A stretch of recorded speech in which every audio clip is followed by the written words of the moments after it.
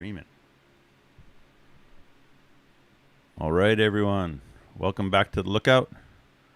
I've got my assistant here, Jasper Zuko Lunder, and he's going to help me out.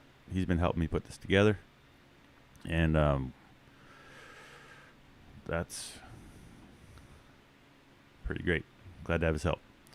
We're going to talk today about the Yeti Fire and the McKinney Fire. It's the 5th of August, and we're going to be sharing intel with you that was captured last night around 9:30 by the NIROPS infrared planes. And wanted to point out that this is unofficial fire information. This is a product of the Lookout. It's not paid for by the government or any agency. And we're pretty much interpreting information from last night and other sources. We've got some locals that we're talking with.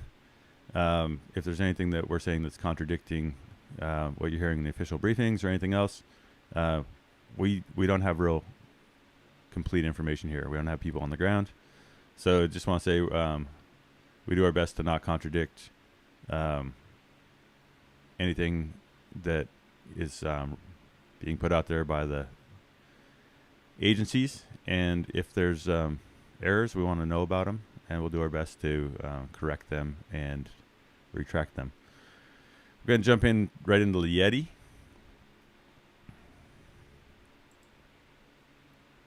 Oh, sorry. This is Jasper. All right, we can jump into the Yeti Fire here. This is a shot that we grabbed off Facebook, taken yesterday by the air attack. What you can see here is the fire's been kind of backing down towards the Klamath River. We're looking east here. And then yesterday we mentioned that there was a firing operation along this ridge here, which name's escaping me right this minute. But so as we've mentioned before, as these fires back down in the canyons, then there's potential for them to run up the hill at the line.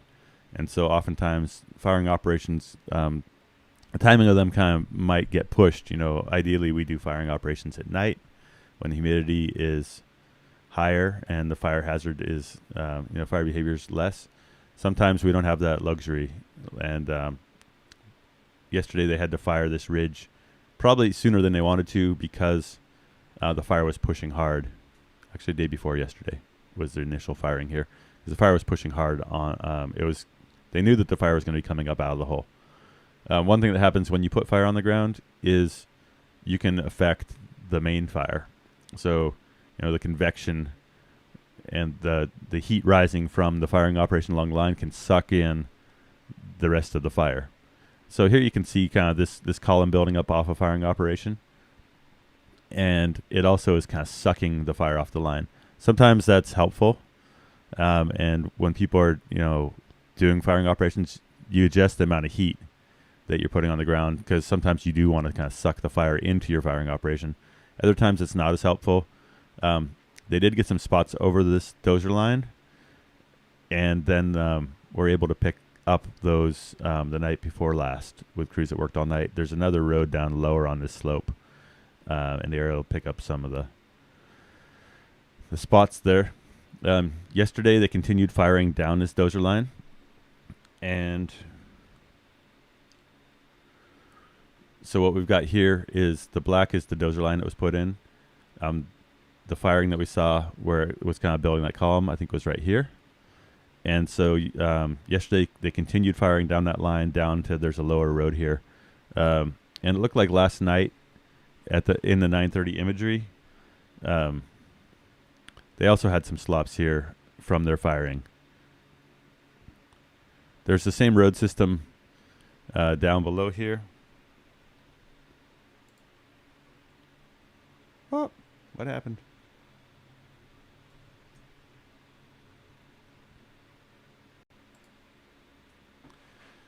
There's the same road system down below that they hooked these other spots on. So it's pretty likely that they're going to be using those same roads to kind of get around these. They might already be around these. This imagery is, almost 10 hours old. Other things so the white line on this map is the 24-hour growth. So the red perimeter here is stuff that got fired. Actually, no, the red perimeter is just where the fire was last night at 9:30. White line is where the fire was 24 hours prior. So you can see that yesterday, in this 24-hour period, as we talked about, we expected yesterday that the up canyon winds would kind of carry the fire out up this bowl. Looks like that happened, and now the fire is on its way to backing down to the river here. There's no plan to fight the fire on this peninsula. The plan is to let it back down to the river. And generally, when you look at fires on the Klamath, like the Slater, like the 2014 frying pan fire, very often the fires hold up at the river. You've got generally backing fires are lower severity. So, based on previous fire history and everything else, there's good odds that this will work, just letting the fire back down to the river. So there's been some good success here in firing operations in general. Over the past couple of days, firefighters have brought fire down the West Grider Road, and then at the bottom here, they cut some hand line or dozer line, I'm not sure which, and that's held. And this same road system got used during the frying pan fire in 2014 as firing for that. So in general, that part of the fire is looking good. It's tied in down to Syad. We've got some photos here from Jamie Allen, who's our correspondent in Syad Valley, of firing operations last night and the fire behavior of the fire kind of backing down towards Syad.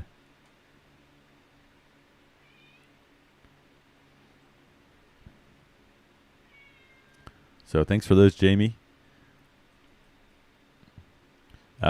Just to look at kind of the big picture here on the south side of the fire, you see that ridgetop dozer line where the firing's been happening, which someone said it's Joe Miles Ridge. Sorry, I missed that the first time. So see the dozer line. You can see the slop over from the firing that hasn't really moved much in the past 24 hours, except I can't really tell if it's still moving here at all. There's kind of a margin of error with the infrared and kind of hard to tell what's going on there. But so far, last 24 hours, not a lot of movement on that slop.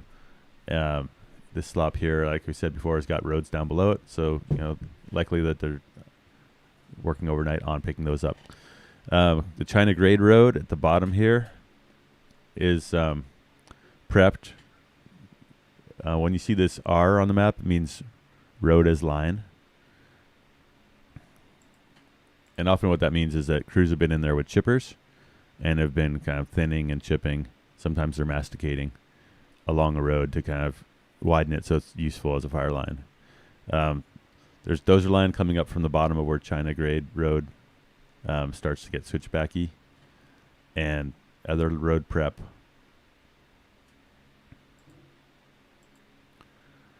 This country has a lot of old dozer line in it, which you can really see on the imagery.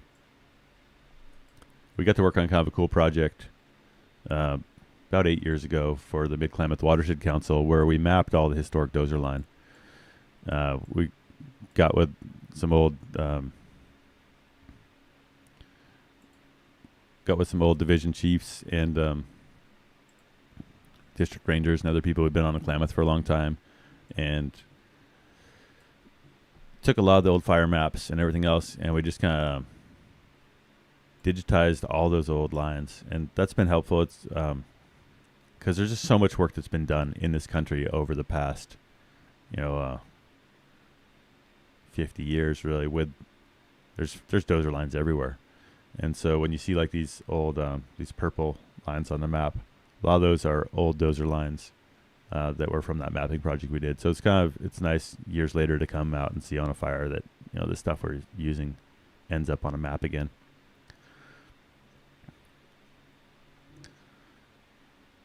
So anyway, we're stoked to have Jamie Allen over there giving us intel. He's a wildlife biologist who went to Happy Camp High and lives in Syad and really knows a lot about this country. I want to show a video here real quick. Jamie and I were talking about smoke and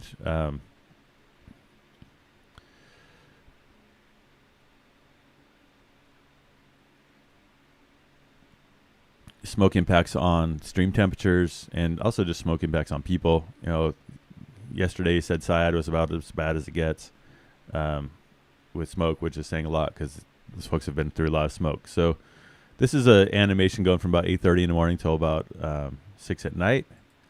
And it shows the smoke hanging in, like this is Syad down here, all day pretty much the smoke hanging in the canyons. And at the very end of the day, it lifts out and we see some plumes take off on the fires. And we see that a lot. We saw that last year on the Dixie Fire. We see that a lot in the Klamath. As long as there's this kind of stable layer laying in here and smoke smothering everything, it's really hard for the fires to kind of stand up and breathe. And the fire really needs to breathe to punch up a column. And, you know, that column creates a lot of lift. It creates indrafts, and that kind of fans the fire. And you just don't really get that when everything's packed in under layers of smoke. So that really affects the amount of time that these fires have available during the day to really move.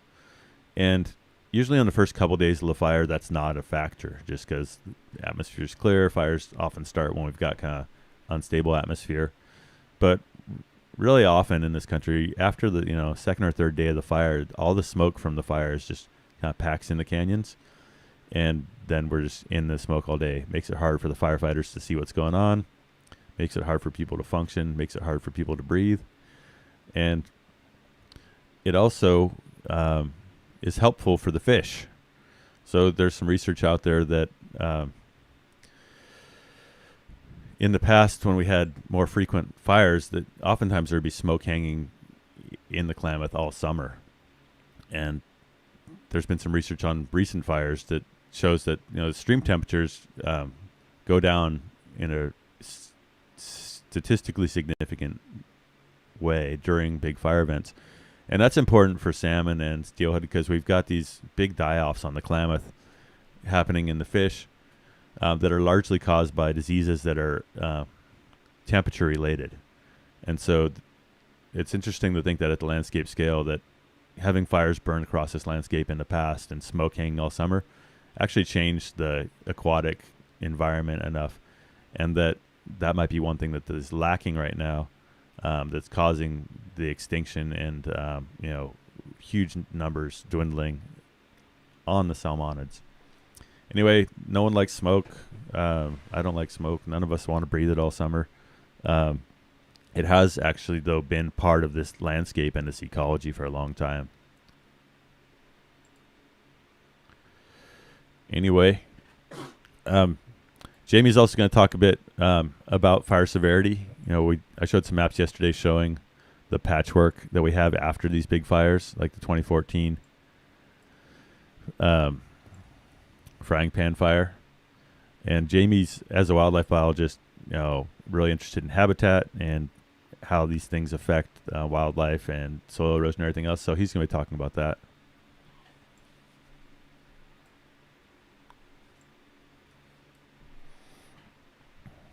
All right.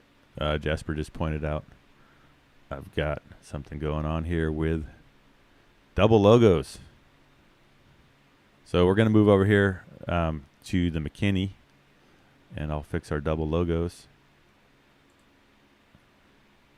somehow. Live streaming. Live streaming's a brave new world.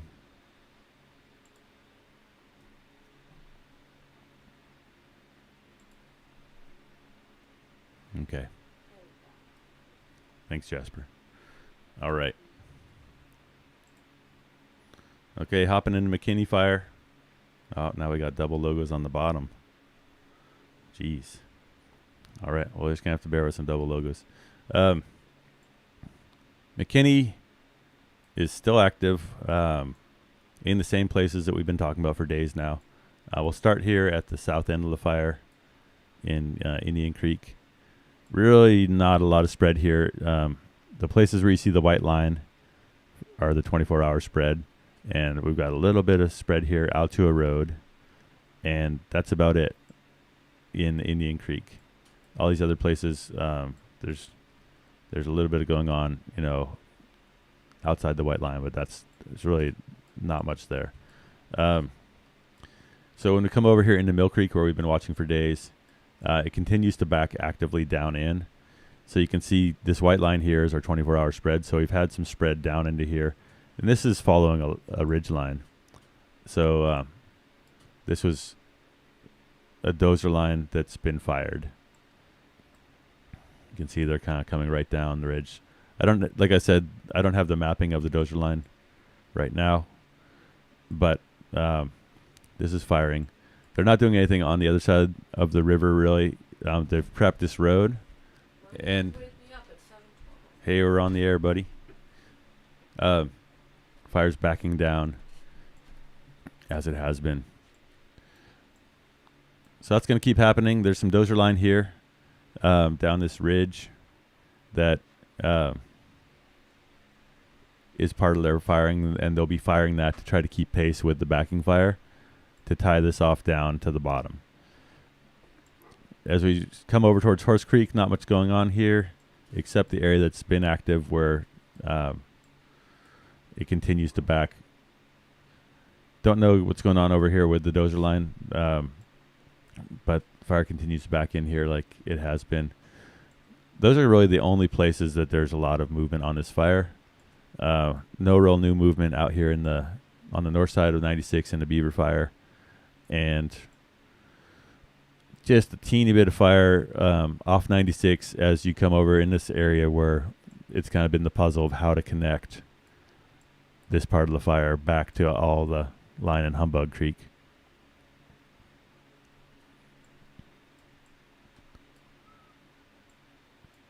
Anyway, they're showing they're showing a lot more black on the line on this map here. As you can see, there's really the IR yellow is where there's scattered heat, and it's not picking up any heat anymore out in here. There's little isolated pockets of heat. So that whole east side's looking really good, and that's, one reason is that that's been a big priority from the get-go, is to tie up the side of the fire that faces Wairika. Anyway, that's about all we got for now. Appreciate your guys' support. We'll keep looking at this. We'll be doing morning reports, and then in the evening, unless there's something big happens, probably not live streaming. But you can also keep a watch on our Twitter, wildland_ZKO, and that's where I'll post kind of this and that little updates. We're not really doing a lot on YouTube or on Facebook anymore, except to post these videos and links to stuff. But I'm not really posting maps just because it's too much of a hassle to feed all these. Working too hard to make money for Mark Zuckerberg, Elon Musk, who else? I don't know. Bezos, whoever's benefiting from all this free content that we create. So sorry, Zuckerberg, can't have my photos. Appreciate all the support, and